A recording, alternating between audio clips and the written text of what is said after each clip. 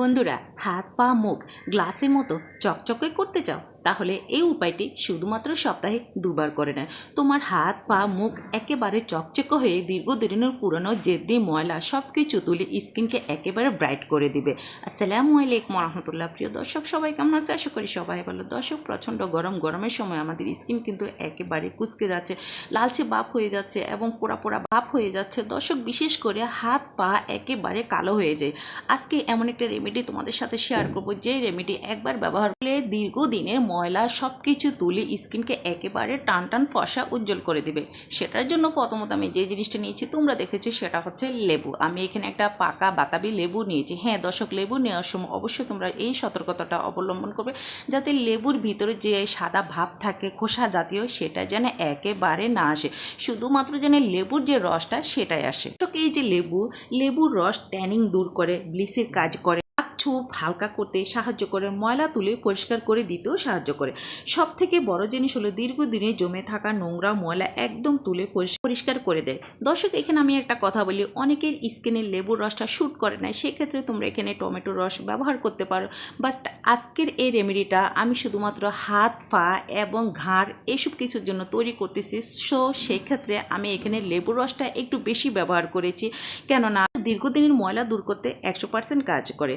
দ্বিতীয় যে উপকরণটা আমি নিয়েছি দর্শক, তোমরা দেখেছো, সেটা হলো আলুকে আমি একটু গ্রেটার করে নিয়েছি। আর এখানে কোনো প্রকার পানি ব্যবহার করা যাবে না। এই যে আলুটা দর্শক খোসা সহ নিয়েছি, খোসা সহ যে রসটা বের হবে সেটাই আমাদের স্কিনের জন্য মোস্ট ইম্পর্টেন্ট।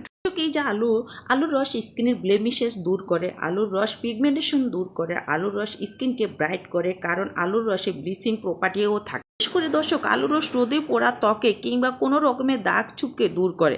আলুর রস স্কিনকে কালচে দাগ করতে সাহায্য করে। এদিকে দর্শক, আমি তৃতীয় যে উপকরণটি নিয়েছি সেটা হলো শসা। দর্শক, এদিকে তোমরা শসাটা নেওয়ার সময় খোসা সহকারে নিতে চেষ্টা করবে, কেননা আমি যে শসাটা নিয়েছি সেটা একটু লালচে ভাব হয়ে গেছে, সেক্ষেত্রে আমি উপরের যে খোসা সেটা আমি হালকা করে ফেলে দিচ্ছি। বাট তোমরা চেষ্টা করবে সবুজ শসা নিতে এবং খোসা সহকারে সেটা ব্যবহার করতে। দর্শক, গ্রেট করার পর তোমরা দেখেছো আমি এটাকে হাতের সাহায্যে আমি চেপে চেপে রসটা নিয়ে নিচ্ছি। তোমরা চাইলে এটাকে ছাঁকনির সাহায্য নিতে পারো, কোনো সমস্যা না। দর্শক, আজকের এই রেমেডিতে কোনো প্রকার পানি ব্যবহার করা যাবে না।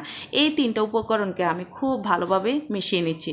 মোস্ট ইম্পর্ট্যান্ট, যদি অতিরিক্ত দাগ চুপ থাকে হাতের মধ্যে বা ঘাড়ের মধ্যে, পায়ের মধ্যে, তাহলে এই রেমেডিটা তোমরা অবশ্যই সপ্তাহে দুবার ব্যবহার করে দেখবে। ইনশাল্লাহ ভালো একটা রেজাল্ট কিন্তু তোমরা পাবে।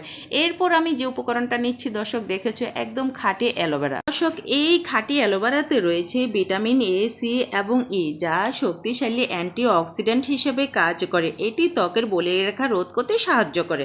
এটি ত্বকের ব্রণ বা কালচে দাগ হালকা করতে সাহায্য করে। এটি মুখের প্রাকৃতিকভাবে পরিষ্কার করতে 100% কাজ করে এই অ্যালোভেরা। যদি দর্শক তোমাদের হাতের কাছে নাই থাকে, সেক্ষেত্রে তোমরা যে অ্যালোভেরা জেল ব্যবহার করো বাজার থেকে এনে, সেই অ্যালোভেরাটাও সামান্য একটু এখানে অ্যাড করে দিতে পারো, কোনো সমস্যা না। সো অ্যালোভেরাটা কিন্তু আমি একটু গ্রেটার করে নিয়েছি, তোমরা দেখেছো। আর চাইলে এখানে হাতের সাহায্যে এটাকে নিয়ে নিতে পারো, কোনো সমস্যা না। অ্যালোভেরাটা দেওয়ার পর দর্শক এখানে ভালো করে চামচ দিয়ে একটু মিশিয়ে নেবে, যাতে অ্যালোভেরাটা যে উপকরণগুলো আমি ব্যবহার করেছি সেটার সাথে যেন একটু ভালোভাবে মিশে যায়। দর্শক দেখো, এভাবে যদি সপ্তাহে দুবার তোমরা এই রেমেডিটা ব্যবহার করতে পারো, আশা করি দীর্ঘদিনের যত দাগ চুপ থাকুক না কেন সব কিছু দূর করে দেবে।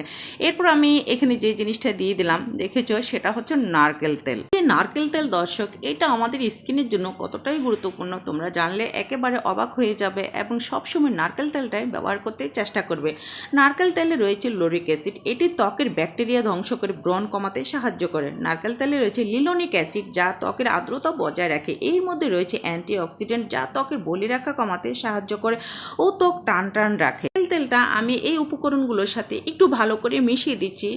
এরপর যে জিনিসটা দিলে আমাদের স্কিন অল্প সময়ের মধ্যে হোয়াইটনেস বাড়িয়ে দেয়, ব্রাইটনেস বাড়িয়ে দেয়, সেটা হচ্ছে শ্যাম্পু। এই 1 টাকার দামের একটা শ্যাম্পু থেকে সামান্য একটু আমি এটার সাথে মিশিয়ে দিলাম।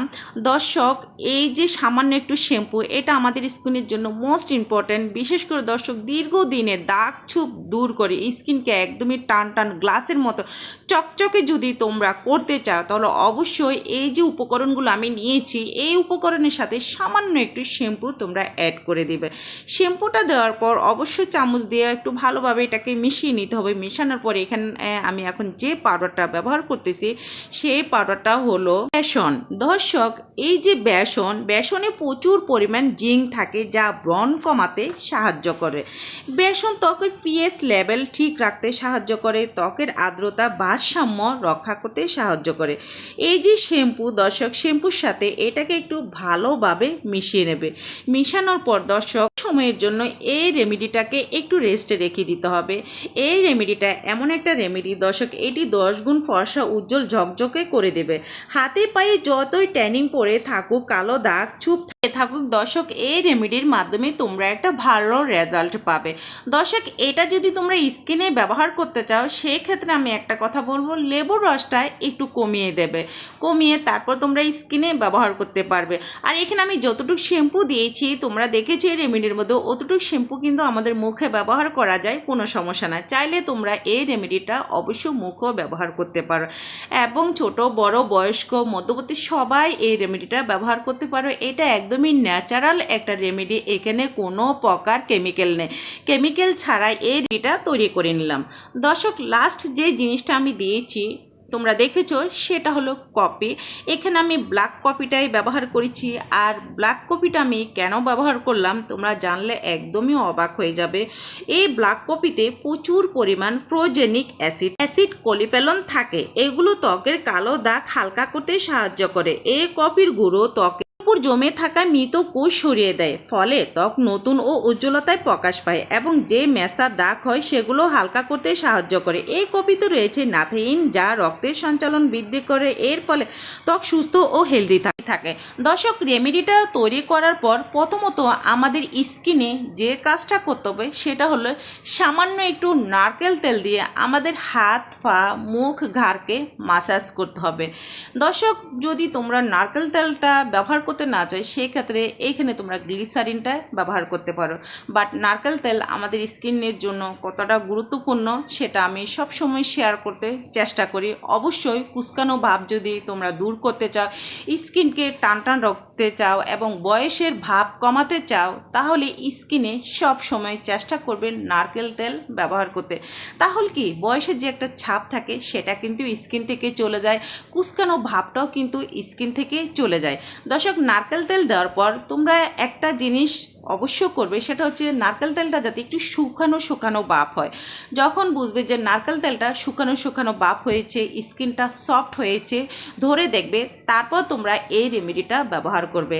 এই রেমেডিটা চাইলে তোমরা ঘুমানোর আগে ব্যবহার করতে পারো, চাইলে তোমরা গোসলের আগে ব্যবহার করতে পারো, চাইলে তোমরা বিকেলে ব্যবহার করতে পারো। বাট রোদে পোড়া ভাব থেকে তোমাদের স্কিনকে নিরাপদ যদি রাখতে চাও তাহলে অবশ্যই তোমরা এটা বিকেলে এই রেমেডিটা ব্যবহার করতে চেষ্টা করবে। আশা করি একটা ভালো রেজাল্ট কিন্তু তোমরা পাবে। দর্শক, দেখুন আমি এখানে প্রায় 2 থেকে 3 মিনিট আমি রেখেছি, এর থেকে বেশি একদমই রাখিনি। মাশাআল্লাহ, স্কিনটা কতটাই টান হয়েছে আর কতটাই উজ্জ্বলতায় ফিরে এসেছে। এভাবে যদি তোমরা মাত্র 10 মিনিট রাখতে পারো আশা করি ভালো একটা রেজাল্ট পাবে। এরপর তোমরা এই নেভিয়া সফট ক্রিমটাই ব্যবহার করবে। বিশেষ করে দর্শক, রোদের পোড়া ভাব থেকে তোমরা মুক্তি পাবে এই রেমেডি ব্যবহার করার পর যদি এই ক্রিমটা তোমরা ব্যবহার করতে পারো। আজকের মতো আমি এখানে বিদায় নিলাম। আল্লাহ হাফেজ, ভালো থাকবে।